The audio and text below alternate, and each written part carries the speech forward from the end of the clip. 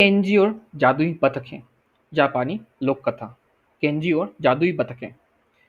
Kenji Kenji नाम का लड़का जापान के एक छोटे से गांव में रहता था।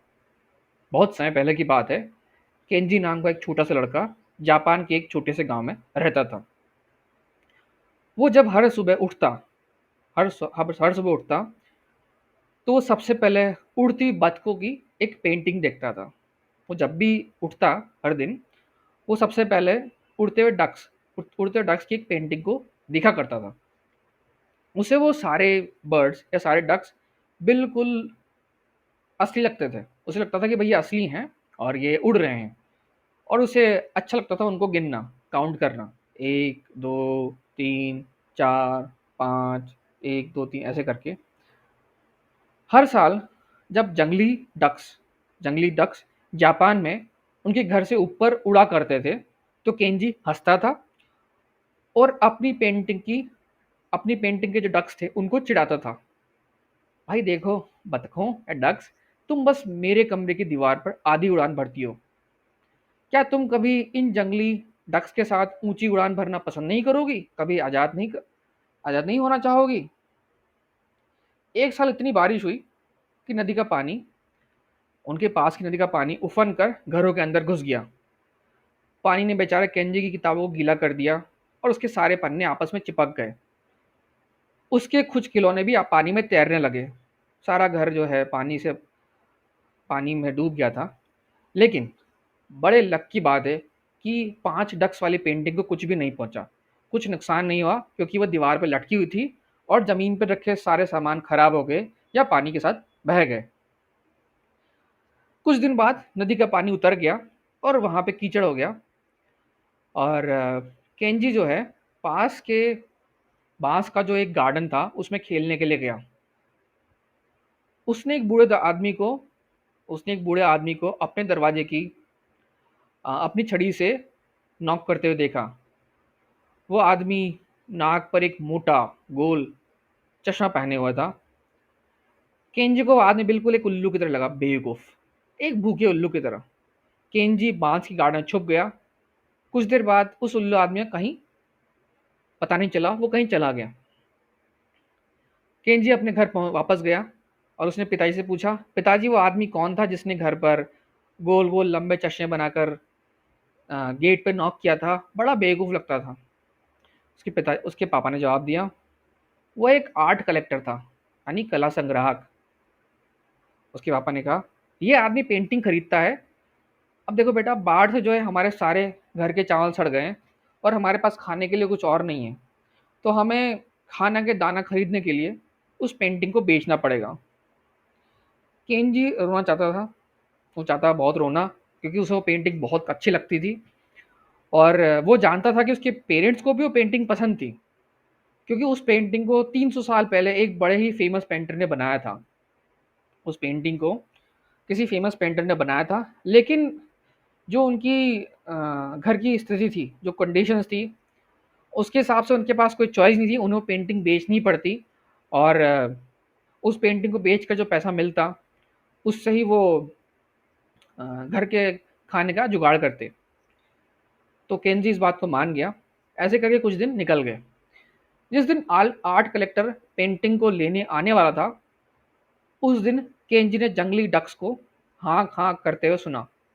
अपनी छत के ऊपर उसने देखा और जितने भी जंगली डक्स थे, वो हाँक हाँक करते हुए, आवाज़ निकालते हुए उसके ऊपर उसी घर की छत के ऊपर उड़ रहे थे। और वो वहाँ से बहुत दूर वहाँ से बहुत दूर जा रहे थे और उसके शहर के ऊपर से उड़ रहे थे। केंजी ने उन बतखों को देखा, डक्स को देखा ऊपर हवा में उड़ते हुए। उसने पेंटिंग में जो बतखें थी या डक्स थे, पेंटिंग की जो डक्स से कहा, इससे पहले कि तुम उस बूढ़े आर्ट कलेक्टर घर में जाकर रहो, मैं तुम्हें एक इंटरेस्टिंग एक्सपीरियंस देना चाहता हूँ। मैं तुम्हें उन जंगली डक्स के साथ आसमान में आज़ाद होकर उड़ने का मौका देना चाहता हूँ। उसने बड़े ध्यान से ये कहकर उसने बड़े ध्यान से अपनी सबसे बड़ी पतंग पतंग यानी काइट को, बड़े ध्यान से उसने सबसे बड़ी काइट पर डक्स वाली पेंटिंग को चिपकाया।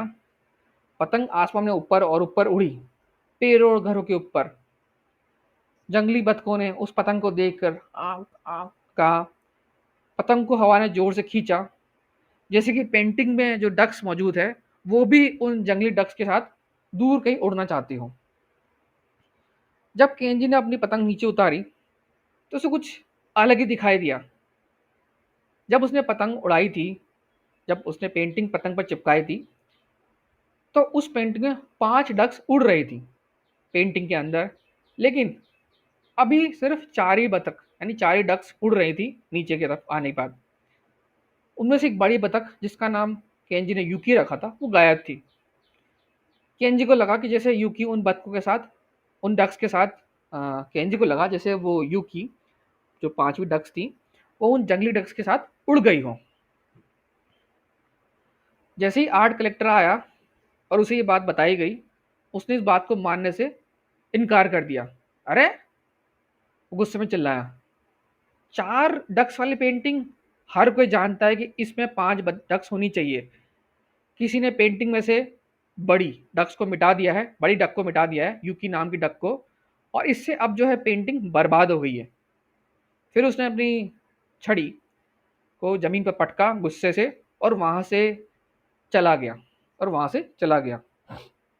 मतलब उसने पेंटिंग नहीं खरीदी। उस रात को केंजी के घर में खाने के लिए कुछ भी नहीं था, सिर्फ थोड़ा सा चावल। कोई सूप, नूडल्स, टोफू या केक नहीं था। यह सर्दी का महीना था और सर्दी धीरे धीरे करके बीत गई। यहाँ तक कि हवा भी घर से टकराते समय एक भूखे पिल्ले की तरह आवाज कर रही थी। और जंगली डक्स वापस आँख आँख करके आवाज करते हुए बहुत दुखी लग रही थी। जैसे ही केंजी ने बतखों को सुना या डक्स को सुना, वो तुरंत सीधा बैठ गया। फिर उसने दीवार से पेंटिंग उतारी और उसे सावधानी से अपनी पतंग पर फिर से चिपका दिया। उसने सोचा कि भाई जैसे पिछली बार पतंग उड़ाने से मेरी एक डक जो थी वो जंगली डक्स के साथ उड़ गई थी, तो हो सकता है वापस आना चाहती हो। तो उसने पतंग उड़ाई, हवा में पतंग गई, जंगली डक्स ने काँव काँव की आवाज़ करते टाइम उस पतंग के साथ आजू बाजू हवा में उड़ी। और जैसे ही केंजी ने अपनी पतंग उतारी, जैसा उसने सोचा था वैसा ही हुआ। उस पेंटिंग में 5 डक्स थी। उसने कंफर्म करने के लिए दोबारा गिना, 1 2 3 4 5। फिर वो अपने माता पिता यानी अपने पेरेंट्स को बताने के लिए दौड़ा कि पिताजी, यू की डक वापस आ गई है। अब 5 डक्स हो गई है और आर्ट कलेक्टर को कोई दिक्कत नहीं होनी चाहिए इसे खरीदने में, और हम अब भूखे नहीं रहेंगे। केंजी के पापा ने उस पेंटिंग को एक लोहे की कबर्ड में बिल्कुल सेफ्टी से रख दिया और उन्होंने फिर से आर्ट कलेक्टर को लिखा कि भाई तुम आ जाओ। आर्ट कलेक्टर आया। इस बार जब आर्ट कलेक्टर ने तस्वीर देखी, पेंटिंग देखी, तो उसने अपने हाथों को हवा में हिलाया और कहा, अरे, पिछली बार मैंने एक महान कलाकार की पेंटिंग को बर्बाद देखा था क्योंकि उसमें से एक डक चली गई थी। इस बार किसी बच्चे ने रगड़ कर उस पेंटिंग को बर्बाद कर दिया है। फिर से उसने अपनी छड़ी को पटका और गुस्से में वहां से चला गया। बेचारे केंजी के पिता अपना सर खुजाते रह गए।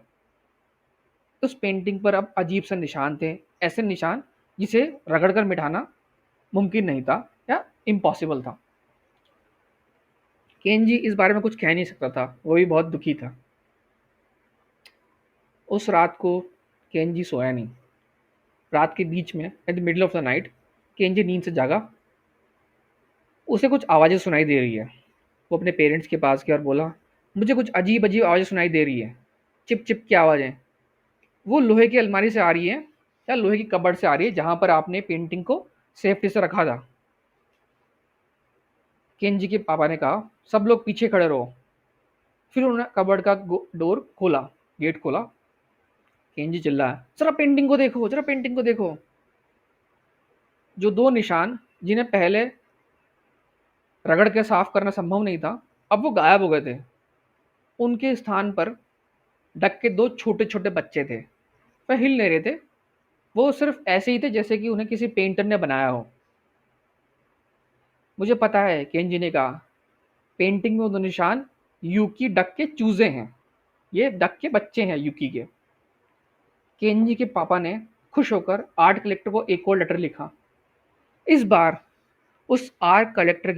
इस बार उस आर्ट कलेक्टर की उल्लू जैसी आंखें बिल्कुल सरप्राइजिंग और खुशी से बहुत चौड़ी हो गई, और उसके मुंह से बिल्कुल एक खुशी की आवाज निकली, मास्टरपीस, एक मजेदार पीस है ये, एकदम बढ़िया।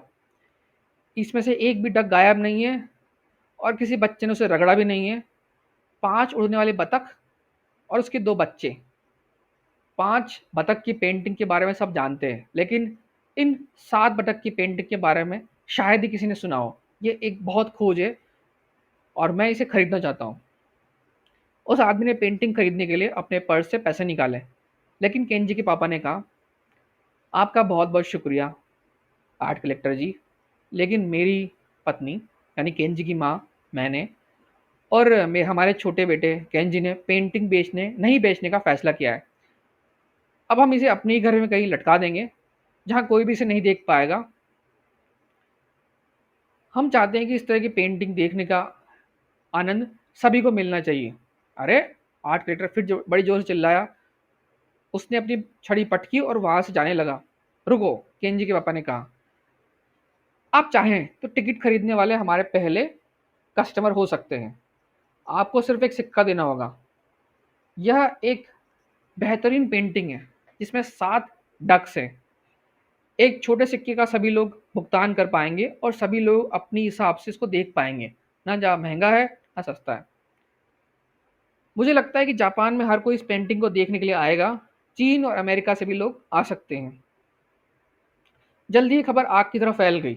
आसपास के गांव के लोग बड़ी तादाद में पेंटिंग को देखने आने लगे, लेकिन उन 2 छोटे बच्चों, यूकी के बच्चों के साइज को लेकर कोई भी समझ नहीं पाता कि वो आपस में कैसे बढ़ कैसे रहे। हर दिन उनकी साइज बढ़ रही थी पेंटिंग के अंदर।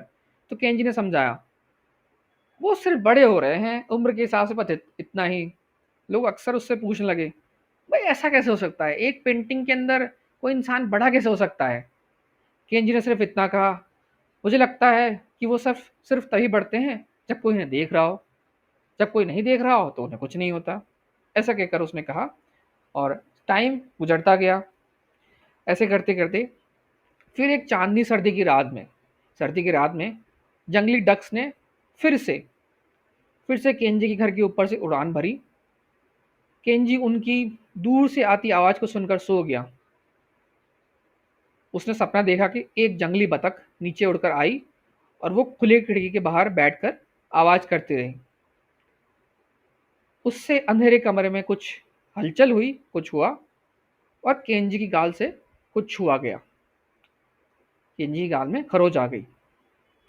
सुबह उसकी माँ ने उससे पूछा, बेटा केंजी, तुम्हारे गाल पे खरोच कहाँ से आई। केंजी को खरोच का एहसास तक नहीं हुआ, लेकिन जब उसने पेंटिंग में डक्स गिना यानी बतखें गिनी, तो बहुत एक्साइटेड हुआ। 1, 2, 3, 4, 5, बस उतनी ही। और वो सपना नहीं था, वो ये हो गया कि जो 2 चूजे यानी यूकी के बच्चे उन जंगली डक्स के साथ वो भी उड़ गए अपनी आज़ादी के लिए। केंजी जो था, अपनी उन बच्चे जो डक्स थे, चूज़ों को उड़ने से दुखी नहीं था, और उसने कहा कि वो फिर से आएँगे, क्योंकि वो कुछ समय अपने पिताजी और अपने फ्रेंड्स के साथ रहना चाहते हैं, और कुछ समय अपनी माँ, यूकी और मेरे साथ भी। तो वो आएँगे और जाएँगे और जाते रहेंगे। इस तरह से सीज़न चलता रहेगा।